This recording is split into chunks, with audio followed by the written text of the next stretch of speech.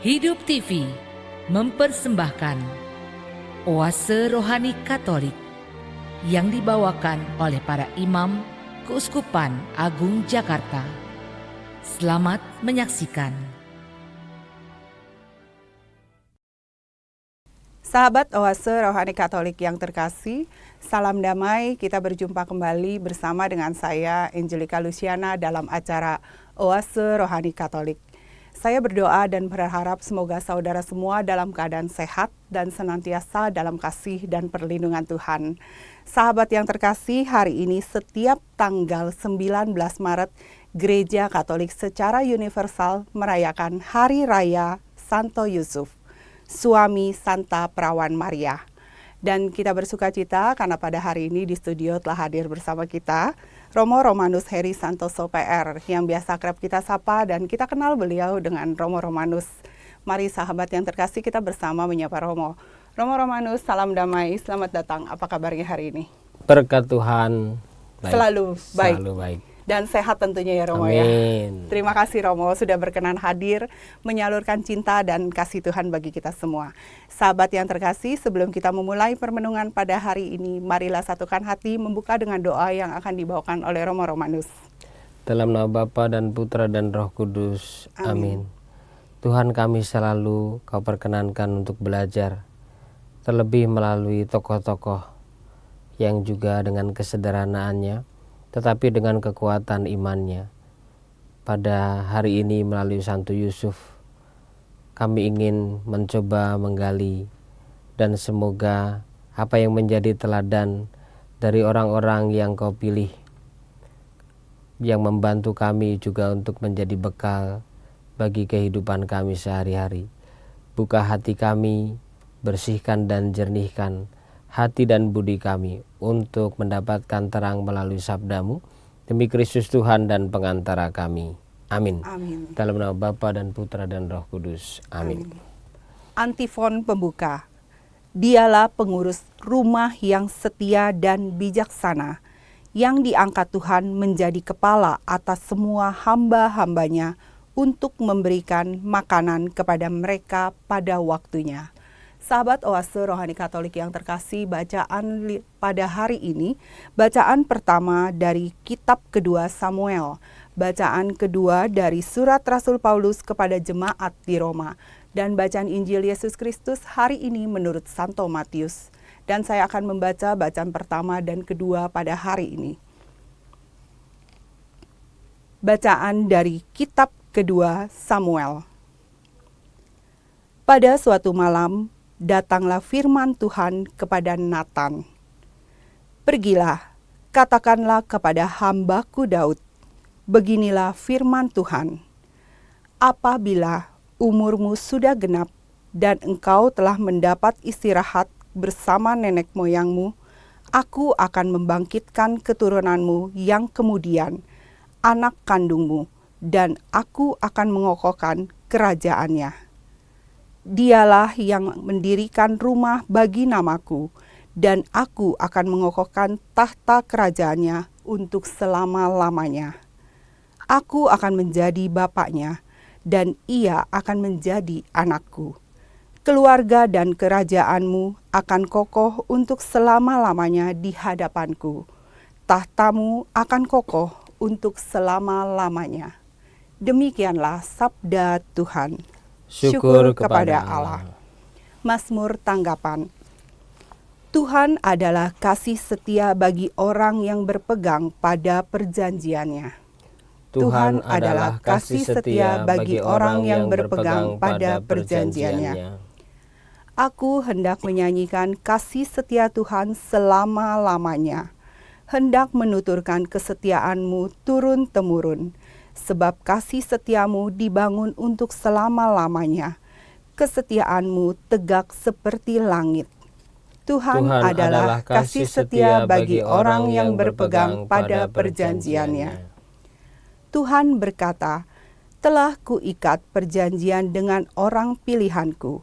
Aku telah bersumpah kepada Daud hambaku.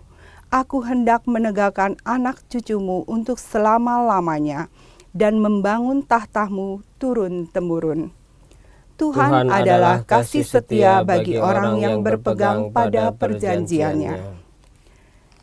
Dia pun akan berseru kepadaku, Bapakulah Engkau, Allahku dan gunung batu keselamatanku. Untuk selama-lamanya aku akan memelihara kasih setiaku bagi dia dan perjanjianku dengannya akan kupegang teguh. Tuhan adalah kasih setia bagi orang yang berpegang pada perjanjiannya. Bacaan dari surat Rasul Paulus kepada jemaat di Roma. Saudara-saudara, bukan karena hukum Taurat, Abraham dan keturunannya diberi janji bahwa mereka akan memiliki dunia, tetapi karena kebenaran atas dasar iman. Kebenaran yang berdasarkan iman itu merupakan kasih karunia belaka. Maka janji kepada Abraham itu berlaku bagi semua keturunannya, bukan hanya bagi mereka yang hidup dari hukum Taurat, tetapi juga bagi mereka yang hidup dari iman Abraham. Sebab di hadapan Allah Abraham adalah bapa kita semua, seperti ada tertulis, Engkau telah kutetapkan menjadi bapa banyak bangsa. Kepada Allah itulah Abraham percaya, yaitu Allah yang menghidupkan orang mati dan yang dengan firman-Nya menciptakan yang tidak ada menjadi ada. Sebab sekalipun tidak ada dasar untuk berharap, Abraham toh berharap dan percaya bahwa ia akan menjadi bapa banyak bangsa, sebab Allah telah berfirman kepadanya, begitu banyaklah nanti keturunanmu, dan hal itu diperhitungkan kepadanya sebagai kebenaran. Demikianlah sabda Tuhan. Syukur kepada Allah. Sahabat Oase Rohani Katolik yang terkasih, sekarang marilah kita menyiapkan hati untuk mendengarkan bacaan Injil. Tuhan sertamu Dan sertamu juga. Inilah Injil Yesus Kristus menurut Santo Matius. Dimuliakanlah Tuhan. Menurut silsilah Yesus Kristus, Yakub memperanakan Yusuf suami Maria, yang melahirkan Yesus yang disebut Kristus. Sebelum Kristus lahir, Maria ibunya bertunangan dengan Yusuf. Ternyata Maria mengandung dari Roh Kudus sebelum mereka hidup sebagai suami istri. Karena Yusuf suaminya, seorang yang tulus hati dan tidak mau mencemarkan nama istrinya di muka umum. Ia bermaksud menceraikannya dengan diam-diam. Tetapi ketika Yusuf mempertimbangkan maksud itu, malaikat Tuhan tampak kepadanya dalam mimpi lalu berkata, Yusuf anak Daud, janganlah engkau takut mengambil Maria sebagai istrimu, sebab anak yang di dalam kandungnya adalah dari Roh Kudus. Maria akan melahirkan anak laki-laki, dan engkau akan menamai dia Yesus. Karena dialah yang akan menyelamatkan umat manusia dari dosa mereka. Sesudah bangun dari tidurnya, Yusuf berbuat seperti yang diperintahkan malaikat Tuhan itu kepadanya. Demikianlah Injil Tuhan. Terpujilah Kristus. Romo Romanus, dari bacaan pada hari ini dari kitab kedua Samuel dan juga dari surat Rasul Paulus kepada jemaat di Roma, ada hikmat dan sukacita apa Romo? Ya, kita itu kalau menghadapi orang lain atau menghadapi diri kita sendiri, terutama menghadapi orang lain yang punya putus asa berkepanjangan, itu terkadang lelah. Menghadapi diri sendiri aja yang berputus asa lelah Romo, apalagi orang apalagi lain. Gak tahu Lucy dan mungkin para pecinta Oase Rohani Katolik, mungkin pada saat tertentu entah di masa lampau, gak tahu pernah tidak menghadapi entah sahabat atau anak atau orang lain lah yang kita itu udah ayo pelan-pelan yuk, semangat, mulai lagi. Nanti 2-3 hari dia down lagi, nyungsep lagi. Kita pada awal-awal tertentu kita sabar, tapi pada titik tertentu juga bisa lelah. Bisa juga ikut down, kemudian berat badannya bisa turun ya. Bersyukur berarti ya, itu salah satu cara yang gratis. Nah, dalam kondisi seperti itu maka butuh peneguhan. Butuh peneguhan dan butuh kekuatan. Dalam bacaan pertama ini kita tahu kisah dari tokoh Daud. Ya, kalau sampai sekarang lah, misalnya Lucy saya tanya, kalau seandainya muncul mendengar kata Daud gitu, cerita apa yang langsung muncul? Tentang raja yang pilihan Tuhan. Oke, raja pilihan Tuhan. Kemudian juga pasti ada kemungkinan bahwa dia bisa mengalahkan Goliat. Oh, yang besar itu. Hebat kan? Memang ya, Daud pilihan Allah. Dan bukan terkadang, dalam perjalanan kisah Daud, dia punya kekuatan, tetapi di balik itu dia juga jatuh dalam kerapuhan. Dan dia jatuh dalam kerapuhan. Salah satu kisahnya ketika dia seharusnya berada di medan pertempuran, tetapi ternyata dia berada di rumah, kemudian mengalami kejatuhan. Dan akhirnya dia terperosok. Dan yang juga mengingatkan adalah Nabi Nathan ini. Nabi Nathan. Maka ya itu sebagai sebuah kisah kehidupan manusia juga ya. Walaupun pilihan Allah, kalau seandainya dari kacamata logika kita, Allah yang memilih ya. Walaupun pilihan Allah itu tetap punya keterbatasan. Betul. Karena kan manusia tidak luput dari kelemahan dan kekurangannya ya Romo. Iya. Maka Daud pun juga walaupun dengan status Allah yang memilih, pada saat itu kan dicari, mana nih anaknya, ini bukan, coba masih ada nih satu lagi. Dan ternyata ada satu yang sedang menggembalakan domba. Nah, ini ternyata pilihan. Artinya prosesnya kan tidak mudah, tetapi ketika dipilih, walaupun pasti dia juga cukup berarti bagi bangsanya, tetapi pada titik tertentu mengalami kejatuhan. Tetapi tetap Allah meneguhkan. Bahkan di sini ada satu kata yang beberapa kali muncul, yaitu mengokohkan. Meneguhkan, mengokohkan. Dan ini melalui Nathan, Allah berfirman, "Pergilah katakanlah kepada hambaku Daud, beginilah firman Tuhan. Apabila umurmu sudah genap dan engkau telah mendapat istirahat bersama dengan nenek moyangmu, aku akan membangkitkan keturunanmu yang kemudian anak kandungmu, dan aku akan mengokohkan kerajaannya." Walaupun setelah itu tongkat estafet kepemimpinan dilanjutkan. Dan ya sudah, yang paling utama itu proses karya penyelamatan Tuhan. Di satu sisi Allah yang memilih, tetapi kan Allah tetap sempurna, tetapi yang dipilih ini juga tetap ada kerapuhan dan ada kelemahan. Berarti ada suatu pembuktian bahwa Tuhan senantiasa menyertai ya Romo ya. Pada saat dia jatuh dan rapuh pun Tuhan kembali membangunkan dan mengokohkan, seperti itu ya Romo ya. Maka belajar apa dari kisah ini? Dari tokoh Daud ini, walaupun sebagai pilihan Allah juga ada dalam kerapuhan, tetapi yaitu Tuhan itu tidak membiarkan kita lah.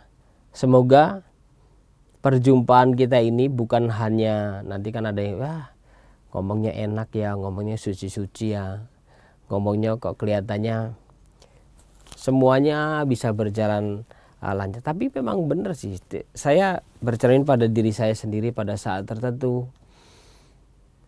Saya melihat ya berharap terus dan berharap yakin bahwa Tuhan menyertai.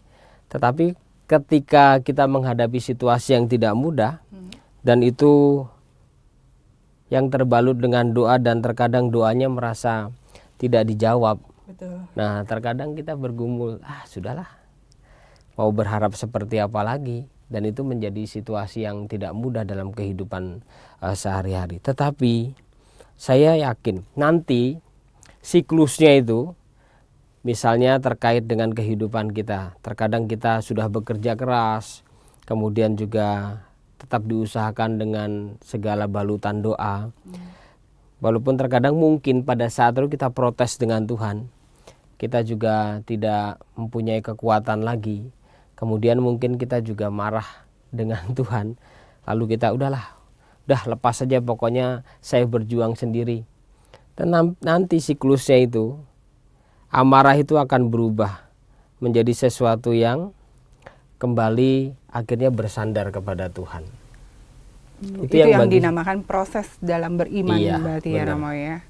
Dan itulah proses kita sebagai manusia, bercermin dari satu tokoh ini, kisah Daud. Kita lihat kondisi-kondisi konkret kita lah. Misalnya dalam kondisi di mana sekarang negara kita juga sedang mengalami kondisi yang di satu sisi tidak mudah dengan virus yang sedang mewabah. Walaupun tetap ada pengharapan, tetapi juga tindakan-tindakan yang konkret juga pasti dilakukan. Tetapi dengan mudah, tapi memang harus seperti itu. Kita mengatakan tetap harus berharap. Betul. Ada harapan yang bisa dilakukan, dan semoga kisah di mana pengalaman Daud ini mengingatkan kita juga bahwa Tuhan itu tetap meneguhkan, mengokohkan dan menguatkan.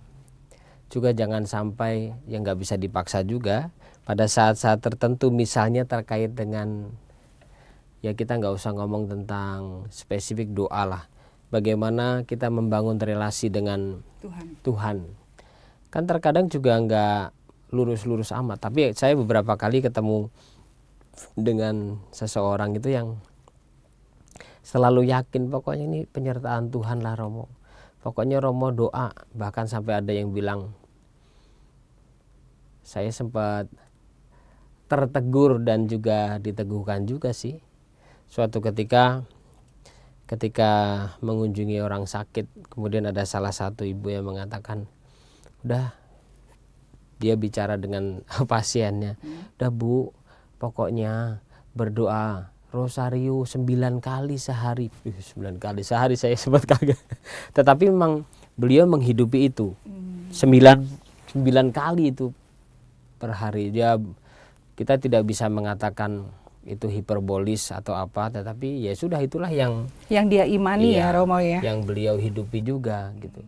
Kalau seandainya saya saja ketika mendengar itu, wow hebat ya, 9 kali per hari. Saya aja terkadang rosario sehari sekali itu penuh perjuangan. Kadang nawar-nawar juga ya. Sama halnya dengan saya Romo. Kalau pas lagi capek gitu, aduh gimana ya, Tuhan ganti aja ya 3 kali salam hari ya. Nah, yang seperti itu terkadang bisa terjadi walaupun tetap dalam segala perjuangannya. Nah, dalam kondisi yang seperti itu, saya hanya ingin mengatakan yang awal adalah bahwa Tuhan tetap mengokohkan. Maka ini berbicara tentang sebuah perjalanan iman sebenarnya. Walaupun misalnya konteks yang sekarang untuk menghadapi situasi yang tidak mudah seperti ini, butuh juga kebijakan-kebijakan. Betul. Misalnya di beberapa tempat, walaupun dari Keuskupan Agung Jakarta juga sudah memberikan panduan surat. Sebenarnya surat untuk membantu untuk proses mengantisipasi situasi yang seperti ini. Sudah, terkadang ada pro kontranya juga. Tetapi ya sudah, bahwa itu sebuah cara sebenarnya yang dilakukan. Tapi di balik itu ada sebuah harapan. Saya nggak bisa membayangkan, tanpa jatuh pada menghakimi, ada orang-orang tertentu yang ketika mengalami pupus dalam harapannya dan itu berkepanjangan, itu lelah loh. Maka tadi saya di awal itu saya mengatakan tidak mudah menghadapi seseorang yang selalu bercerita dengan kita bahwa dia itu selalu mudah sekali jatuh dan kita mencoba untuk Menaikkan. iya. Tetapi tiba-tiba juga nyungsep lagi.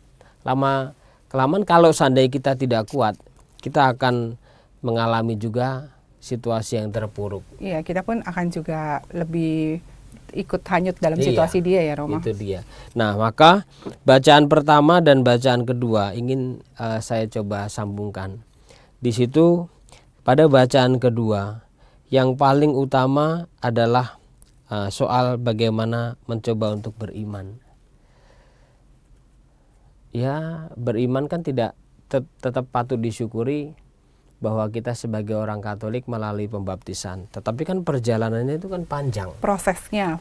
Dan persis beriman yang pertama itu meneguhkan, menguatkan. Tetapi setelah itu ketika berada dalam tantangan, nah itulah batu uji yang dihadapi.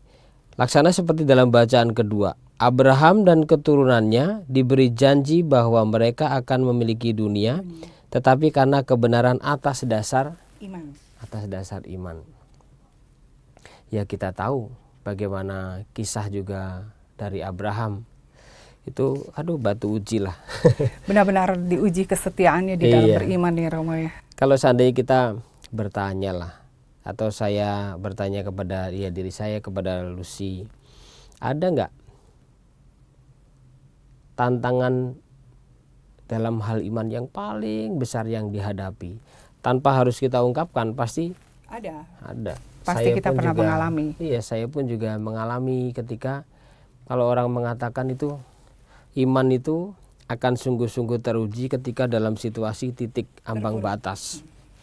Baru disitulah kita menghadapi batu uji yang paling utama. Dan ini yang diangkat dalam bacaan kedua yaitu tokoh Abraham.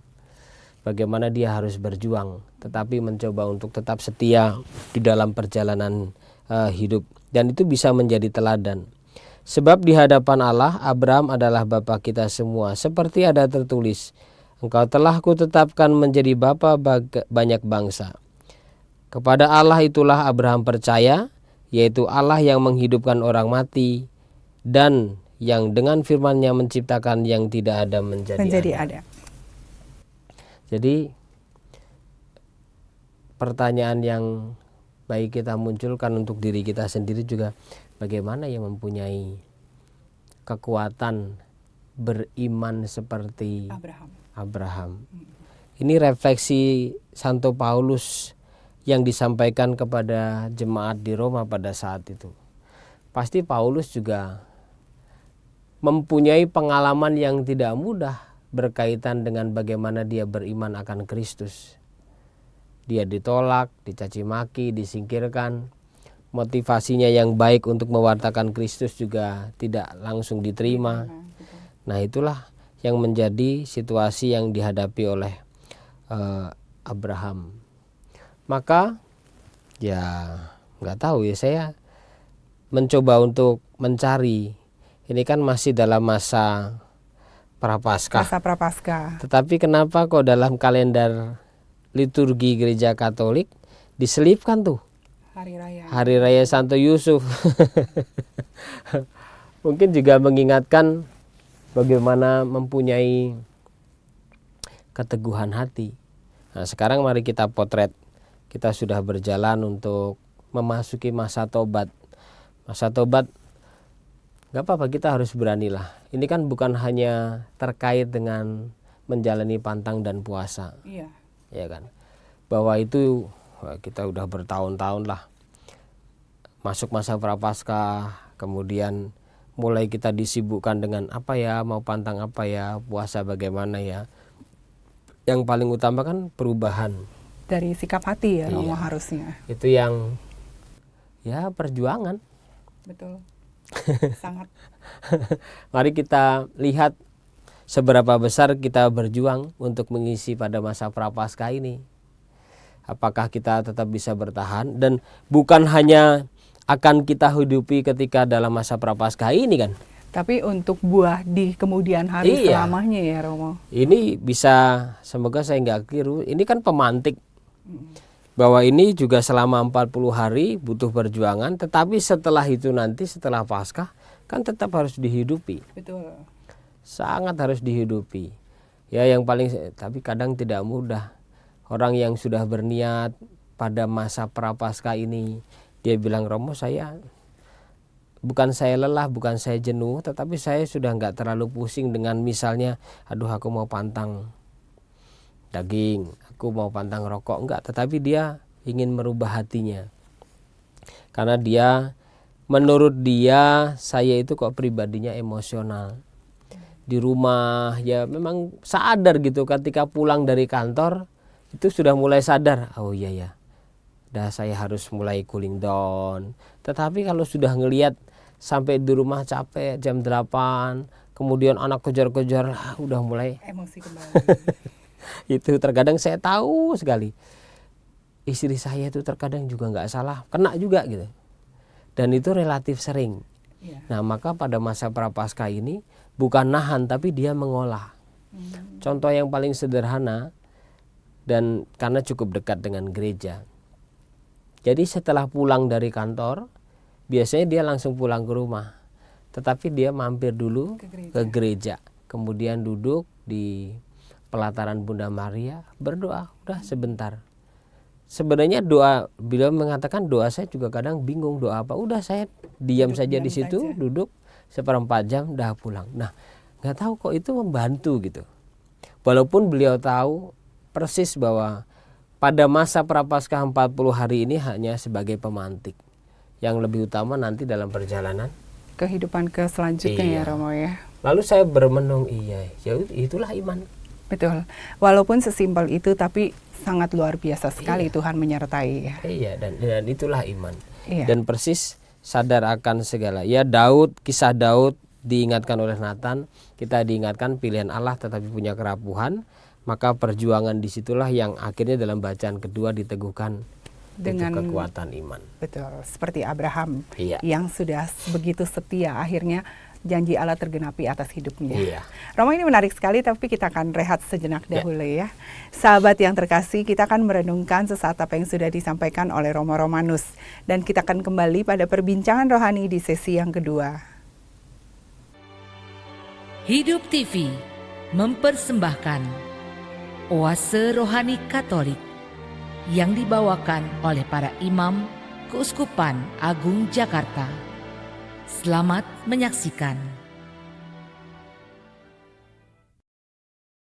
Sahabat Oase Rohani Katolik yang terkasih, salam damai, kembali lagi bersama Romo Romanus Heri Santoso PR dan saya Angelika Luciana. Anda masih menyimak Oase Rohani Katolik. Sahabat yang terkasih, bila Anda mempunyai pertanyaan seputar iman, Anda dapat menyampaikan melalui SMS 0881 0251 33438, atau Anda dapat men-sharingkan pengalaman iman Katolik Anda melalui email orkkaj@yahoo.com. Romo Romanus, kita kembali lagi pada dialog iman di sesi yang kedua. Ada hikmat dan sukacita apa lagi, Romo? Yang jelas kita disuguhkan untuk belajar dari, bukan hanya Daud sebenarnya, Nathan dipakai oleh Tuhan. Kemudian bukan hanya Abraham sebenarnya, karena dalam bacaan kedua yang berkisah adalah Paulus. Lalu dia mencontohkan satu tokoh bapa bangsa, yaitu Abraham. Kemudian nanti dalam bacaan Injil kita ditampilkan lagi pribadi yang sederhana. Semoga saya juga nggak keliru, saya mengatakan Yusuf, pribadi yang sederhana, yang kalau seandainya dalam silsilah tentang Yesus dalam perjanjian baru, ini diperanakan ini, diperanakan ini, diperanakan ini, kan sebenarnya kenanya kan pada Yusuf. Ya. Yusuf suami Maria, dikatakan seperti itu. Nah, saya mencoba untuk bermenung tokoh-tokoh ini dengan sejarah kehidupannya, itu sebenarnya sebagai cermin untuk hidup kita. Daud, kemudian juga tadi Paulus misalnya, dia bermenung, juga Abraham. Ini tokoh-tokoh yang punya liku-liku kehidupan. Ya persis sebenarnya kalau selama kita hidup di dunia ini ya kita pasti kita juga akan mengalami seperti mereka ya Romo ya. Persis. Dan yang diuji adalah seberapa besar Romanus imanmu ketika menghadapi situasi-situasi yang tidak mudah. Saya itu beberapa kali misalnya mengalami, boleh dikatakan persoalan lah yang menyita pikiran dan juga menyita hati. Itu terkadang pada saat-saat tertentu gitu ya, di satu sisi itu merasa kadang capek, lelah ya, tapi pada sisi tertentu tuh wah asik juga ya hidup seperti ini ya. Setelah berhasil melewati tentunya ya, Bukan, Romo, ya. masih menghadapi sebenarnya. Masih dalam proses. Iya, bukan saya senang dengan pengalaman derita dan susah, tetapi pada saat tertentu itu entah kenapa dalam hati, wah asik juga nih, fight bener nih ya. Benar-benar berjuang berarti. Ya. Nah, ketika saya masih ada rasa perasaan seperti itu membangkitkan saya gitu loh. Ayo Romanus, tetap fight, tetap berjuang.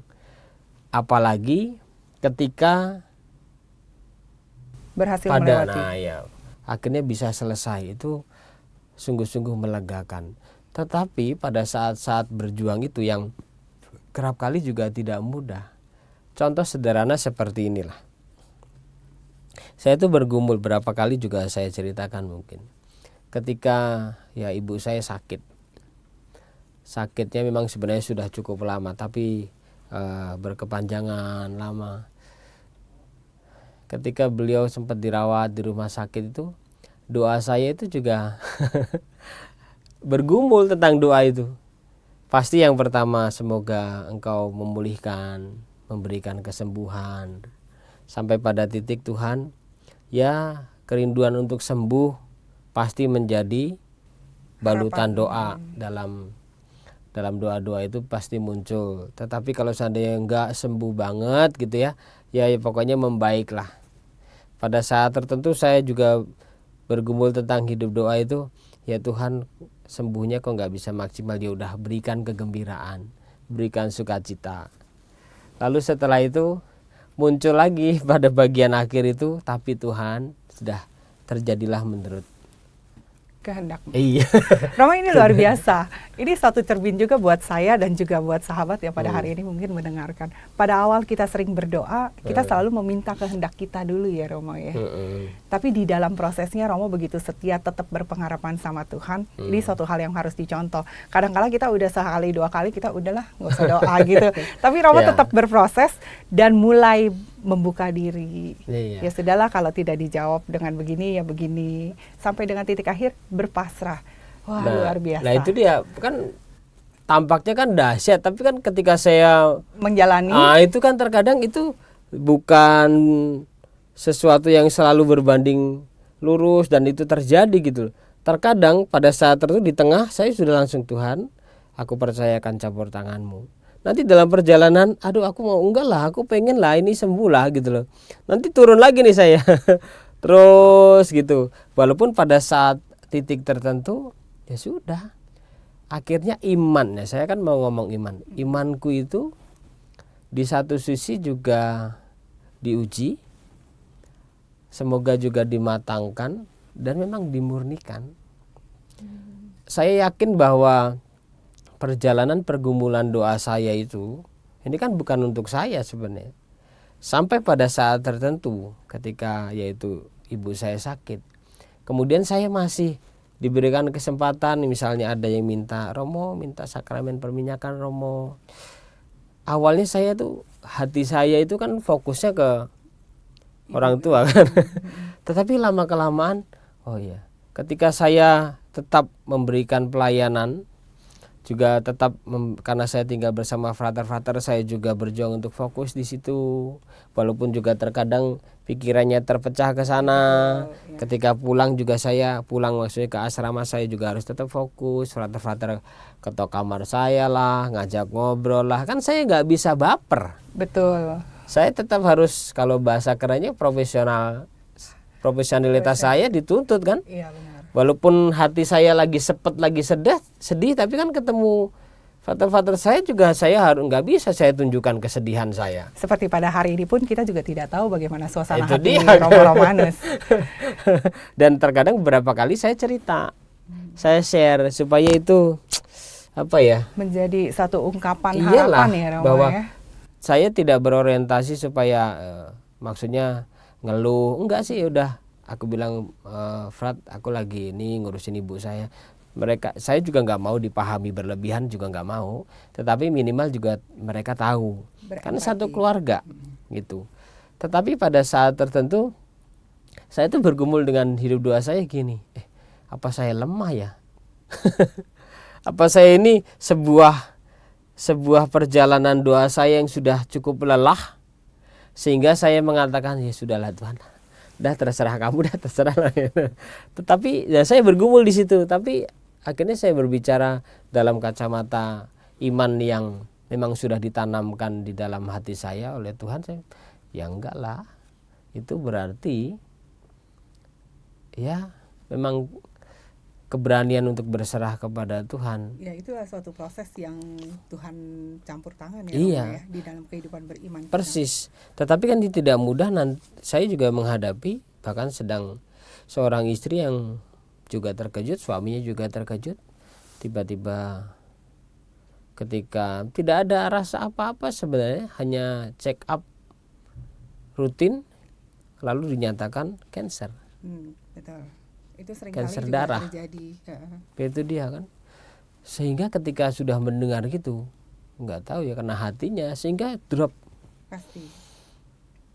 Nah, pergumulan seorang istri mendampingi, walaupun terkadang saya ya udah, saya berjuang, Romo kami juga berjuang, dan bahkan ketika sudah mulai suaminya mengeluh gitu ya, dia tetap mengangkat, meneguhkan, tapi sebenarnya hati saya menangis. Dan persis disitulah pergumulan doa beliau. Sampai pada titik dalam akhir-akhir ini mengatakan, aduh kok doa saya sia-sia ya.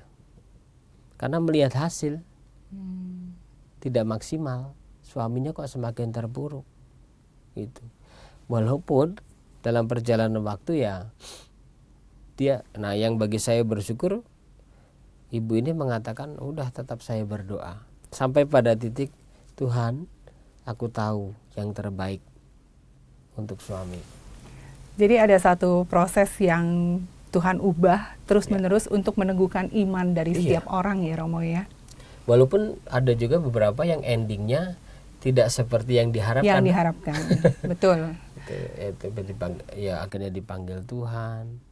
Kemudian juga misalnya dalam usaha juga mengalami situasi yang tidak mudah dan kemudian gagal. Dan persis sebenarnya, maka saya senang bukan kadang bermenung gitu ya, tokoh-tokoh yang berjuang terkait dengan hidup beriman. Paulus, Abraham, Daud, kemudian Yusuf. Yang pada hari ini kita rayakan dan harus patut kita teladani. Itu dia. Ya maka yang kita rayakan adalah kekuatan iman Yusuf sebenarnya. Betul. Bagi kita sebagai orang yang beragama, mau nggak mau kita bicara tentang iman kan. Maka bicara tentang Yusuf, perjuangan bagaimana dia mengimani bahwa ya Tuhan tetap menyertai, walaupun kan tidak mudah ini. Benar. Kalau menjadi Yusuf pasti di situasi sekarang yang kita hadapi tidak begitu mudah. Kita harus menerima apa saja ya Romo ya. Dan kerap kali kan terus menimbang-nimbang dalam hidup kita sehari-hari, kita tuh banyak hal yang harus kita pertimbangkan, kemudian kita harus ngambil keputusan kan. Benar. Yusuf dituntun untuk mengambil keputusan, dan salah satunya melalui mimpi tuh. Malaikat Tuhan tampak kepadanya dalam mimpi lalu berkata, Yusuf anak Daud, janganlah engkau takut mengambil Maria sebagai istrimu, sebab anak yang di dalam kandungannya adalah dari Roh Kudus. Maka ada dua permenungan saya dalam hal ini. Pertama, ternyata kalau boleh disebut ya, mewariskan hidup beriman itu penting.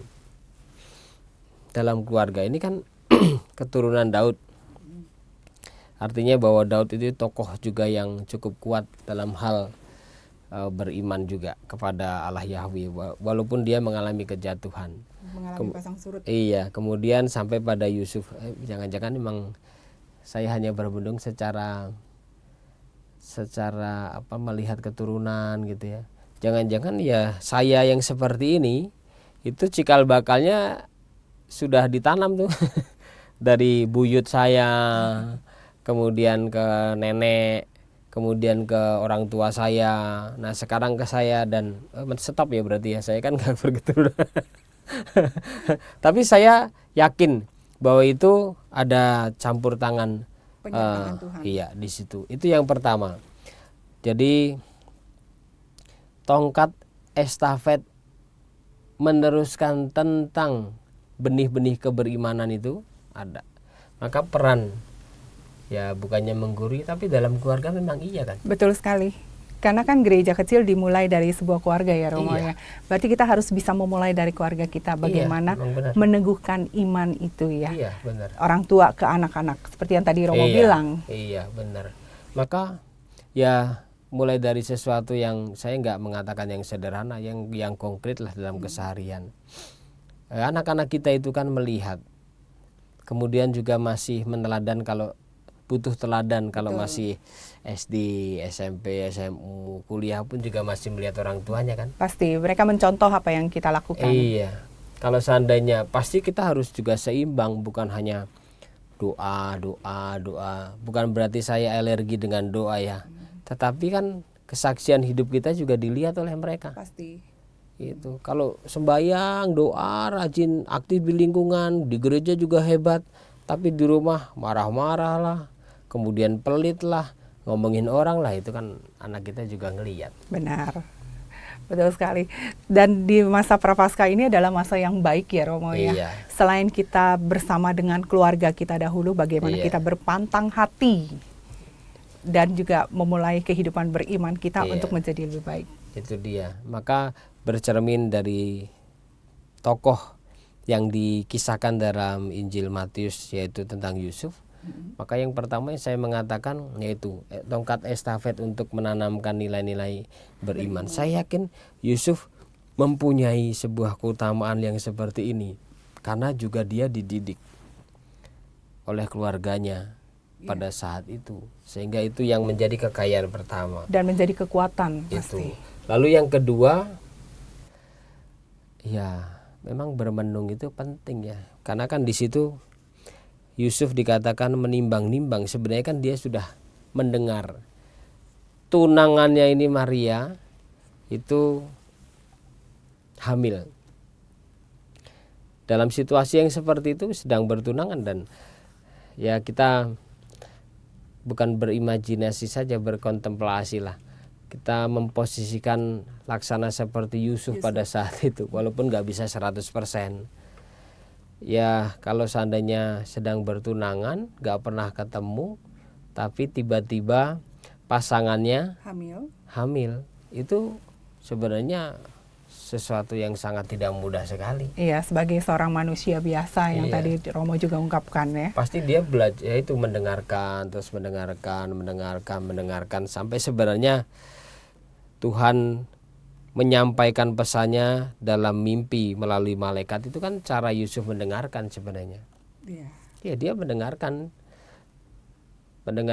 bagaimana Tuhan itu berbicara apa, sampai pada sebuah keputusan akhirnya dia tetap memilih Maria sebagai istrinya dalam perjalanan waktu. Maka yang kedua, belajar dari tokoh Yusuf, saya tidak ingin bicara bahwa dia pribadi yang sederhana, dia rendah hati, tetapi yang utama adalah yaitu mendengarkan. Ini yang tidak mudah, Lucy dan para pecinta oase rohani Katolik. Apalagi kemampuan ini mendengarkan itu bukan hanya melalui telinga fisik ya, Betul. tetapi batin itu loh. Terutama kalau seandainya kita menghadapi situasi yang tidak mudah. Iya, Kadang itu terlalu banyak tembok, benar. susah mendengarkan suara Tuhan. Atau bukan susah sebenarnya, males. Apaan sih? Gitu. Malah terkadang juga alergi dengan aroma-aroma yang berbau rohani-rohani.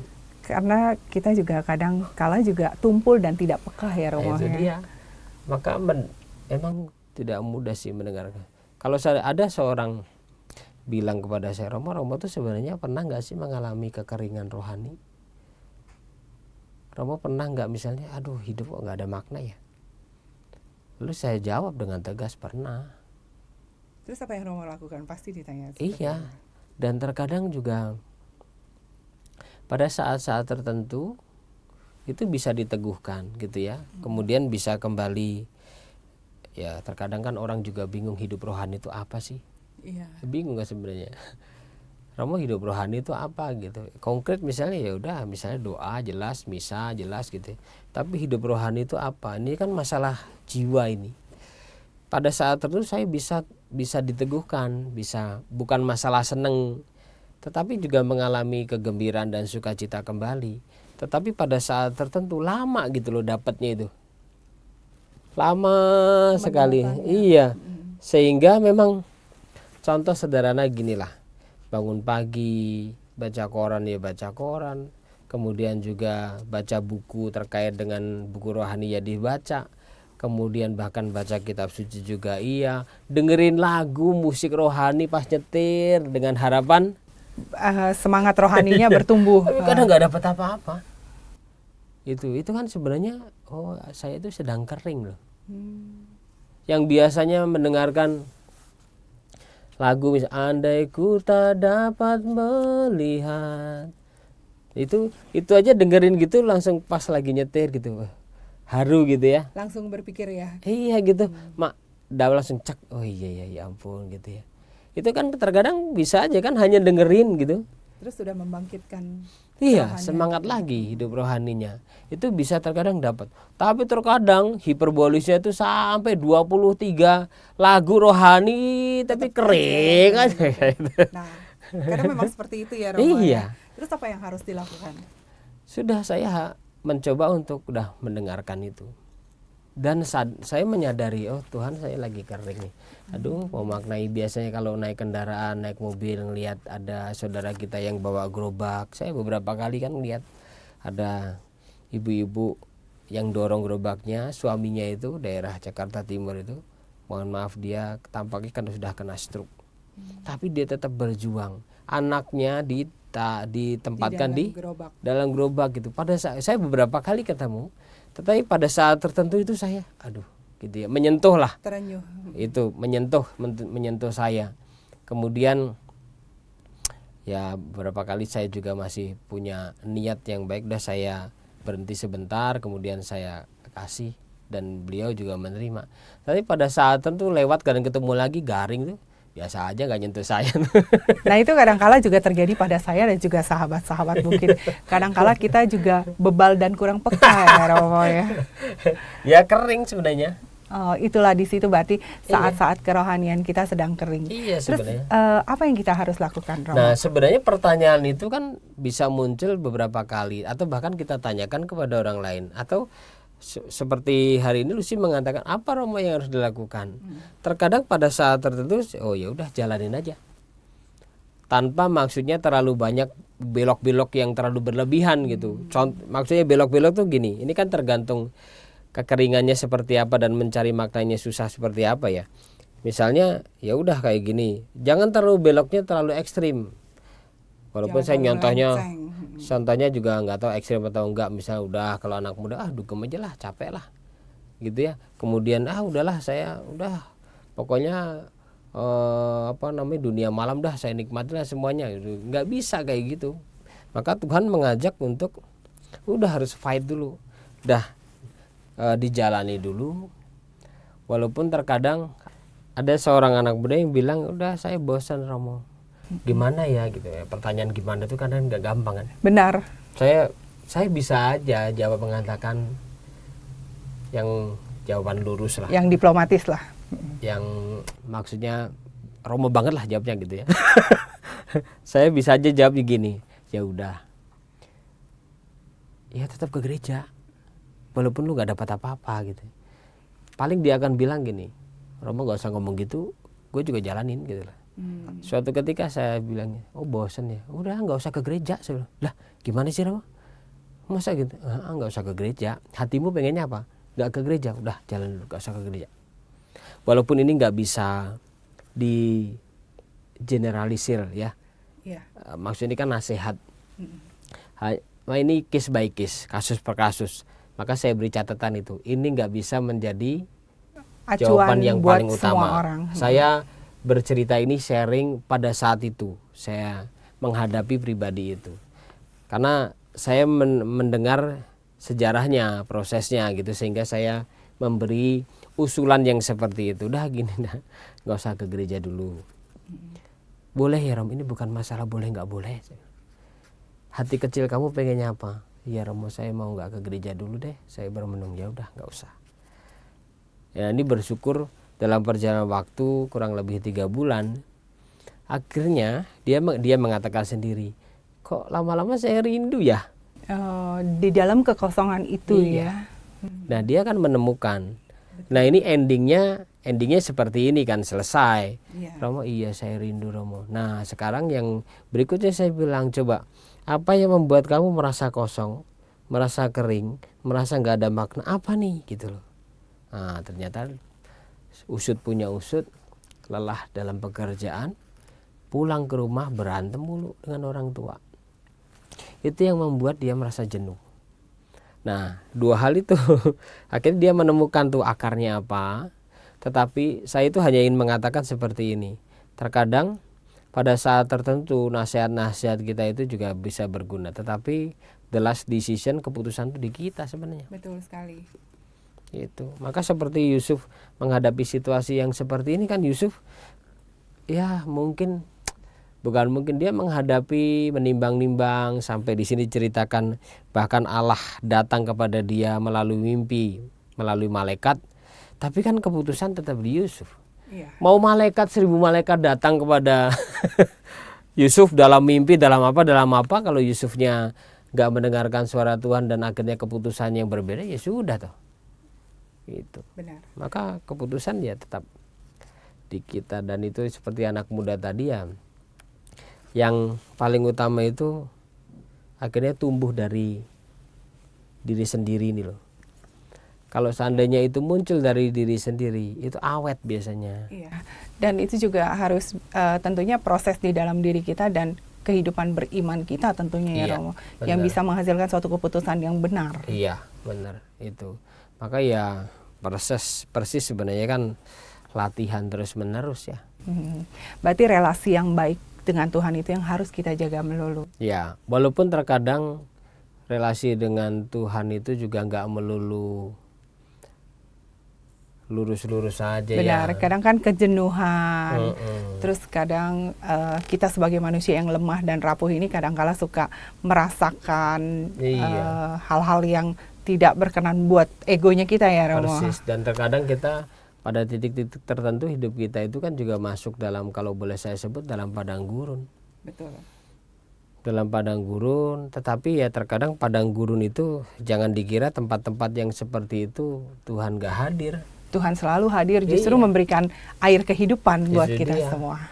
Makanya kalau seandainya, ya itulah yang dalam kisah, di mana kisah dari siapa tokoh dalam kitab suci yang dia melihat ada semak terbakar,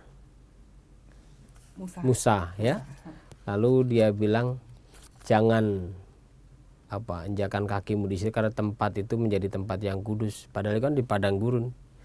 Lalu pikiran Musa yang sederhana sebagai orang Yahudi, lah gak mungkin tempat ini tempat kudus, orang ini tempatnya roh-roh jahat segala macam. Tapi ya terkadang ya justru kan Musa itu diingatkan oleh Allah ketika dalam situasi terpuruk, dalam situasi padang gurun, dan pada saat itu akhirnya dia disadarkan bahwa oh ternyata hidup saya ini, tugas ini saya lakukan bukan semata-mata karena saya melakukan, tapi ya Tuhan hanya bilang, Musa, kamu tuh apa sih?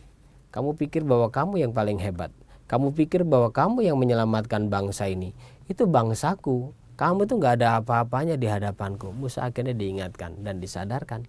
Maka pengalaman padang gurun gak usah dicari-cari.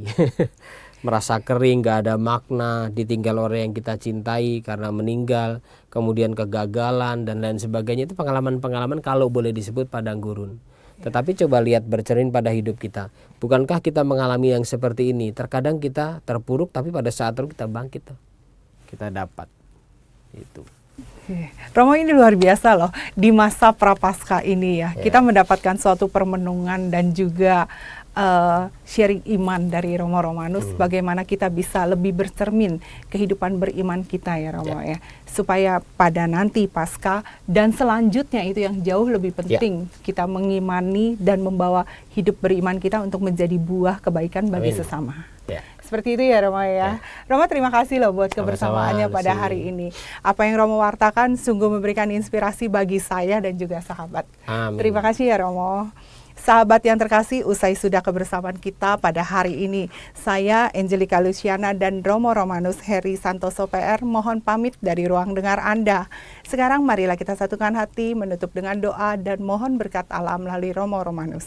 Dalam nama Bapa dan Putra dan Roh Kudus. Amin. Tuhan, ajari kami untuk bisa mendengarkan, juga melalui pendengaran fisik kami, tetapi juga melalui telinga batin kami. Terlebih suaramu, terkadang tak mudah untuk membedakan mana yang menjadi suaramu, mana yang menjadi suara dari luar kekuatanmu, atau bahkan suara kami sendiri. Terima kasih tetap kami tunjukkan untuk pribadi-pribadi yang kau pakai, Santo Yusuf, Bunda Maria, Paulus dengan segala perjuangan, Abraham dengan segala kekuatan imannya, dan juga Daud dan Nabi Nathan yang sudah sedikit banyak mencerahkan hidup kami. Kuatkan kami dalam segala perjuangan iman kami, demi Kristus Tuhan dan pengantara kami. Amin. Tuhan sertamu, Dan sertamu juga. berkat Tuhan pasti dicurahkan, terlebih bagi kita yang mengalami kekeringan, dan mendapatkan kekuatan dan oase rohani kehidupan kembali dalam berkat-Nya, Bapa dan Putra dan Roh Kudus. Amin. Amin. Semoga kita semua dapat menjadi garam dan terang kasih Tuhan bagi sesama. Amalkan Pancasila, Kita adil, bangsa sejahtera. Demikianlah oase rohani Katolik yang dibawakan oleh para imam Keuskupan Agung Jakarta. Tuhan memberkati.